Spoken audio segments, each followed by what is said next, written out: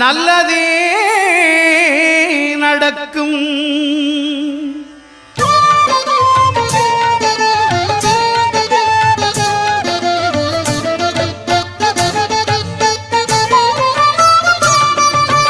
ஒன்பது கோளும் ஒன்றாய் காண அங்கு கற்பகம் என்னும் கடவுளின் மெய்யில் ஒன்பது கோளும் ஒன்றாய் காண அங்கு கற்பகம் என்னும் கடவுளின் மெய்யில் சூரியன் முதலாய் 9 கிரகமும் பலவித குணங்களை கொண்டிருக்கும். எங்கள் கற்பக தருவில் அவை வரும்போது ஒன்றாய் சேர்ந்து பலனளிக்கும்.